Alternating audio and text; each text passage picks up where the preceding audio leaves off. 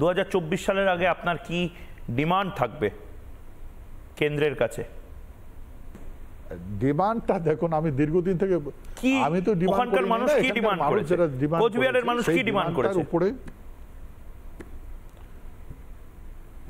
কোচবিহারের মানুষ এখানে আলাদা রাজ্য চাচ্ছে।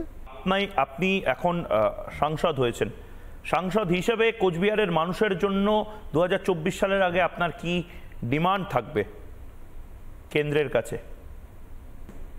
ডিমান্ডটা দেখুন, আমি দীর্ঘদিন থেকে আমি তো ওখানকার মানুষ কি ডিমান্ড করেছে, কোচবিহারের মানুষ কি ডিমান্ড করেছে? উপরে কোচবিহারের মানুষ এখানে আলাদা রাজ্য চাচ্ছে। উত্তরবঙ্গের এটা নিয়ে কি কোনো কথাবার্তা এগিয়েছে বা কোনো কথা আপনি কারোর সাথে কথা বলেছেন, কোনো পিটিশন করেছেন? না না না, এটা তো আগে হয়েছে। হ্যাঁ, আগে হয়েছে, এখন তো হয়নি। ওই সেই অপেক্ষায় সবাই আছে।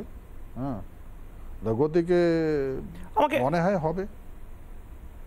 আগে তো গভর্নমেন্টের কথা হয়েছে, পিএবি রিপোর্ট পেয়েছেন আপনারা, এখানে বা ইন্ডিয়ান কনস্টিটিউশন ফ্রেমওয়ার্কের ভিতরে কাজটা করবে বলে কমিটমেন্ট করেছে। তো গতিকে কিছু হচ্ছে। শিলিগুড়ির মানুষ যদি শিলিগুড়ির জন্য আলাদা রাজ্য চায়, কোচবিহারের মানুষ যদি কোচবিহারের জন্য আলাদা রাজ্য চায়, দার্জিলিং এর মানুষ যদি আলাদা করে পাহাড়ের জন্য পাহাড়ের আলাদা একটা রাজ্য চায়, এভাবে চলে নাকি? এটা হতে পারে নাকি? না না, সেই জন্য ভাই ডিস্ট্রিক্ট আছে, ব্লক আছে, অঞ্চল আছে, এগুলো তো আছে। হ্যাঁ, আর একটা রাজ্যের যেখানে কথা আছে ভাই, দেখুন এখানে প্রবলেমগুলো কি, মানে আপনি কলকাতায় কি কি জিনিস পান যেগুলো কোচবিহারে পান না?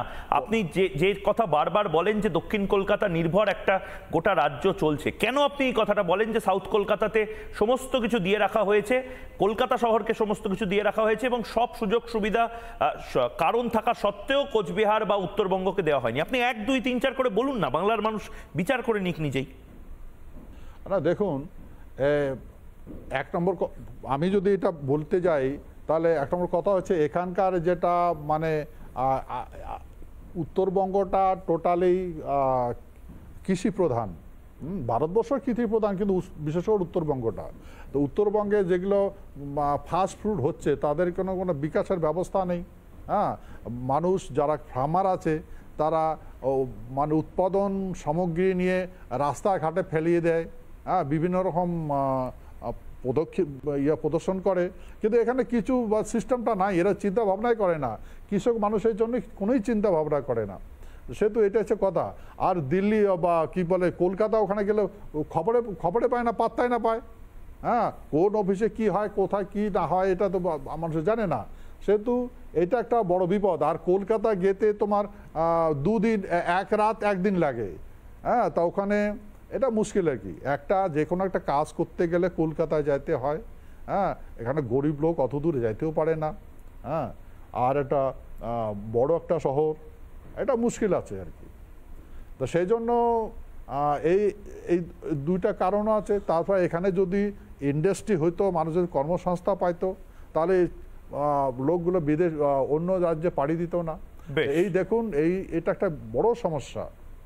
তা গতিকে এই সমস্যাগুলো সমাধান করতে হবে ইমিডিয়েট। বেশ, অনেক ধন্যবাদ অনন্ত মহারাজ রিপাবলিক বাংলার সঙ্গে কথা বলার জন্য। এবং এখনো যে আপনি এই লড়াইটা লড়ে যাচ্ছেন এবং এত কিছুর পরেও যে আপনি কোচবিহারের জন্য কিছু নির্দিষ্ট প্ল্যান নিয়ে আছেন এবং এই প্ল্যানে একেবারে যাকে বলে টিকে আছেন, সেটা দেখে আমার কৌতূহল জাগছে 2024 সালে আর নতুন কিছু সম্ভাবনা তৈরি হতে পারে কিনা।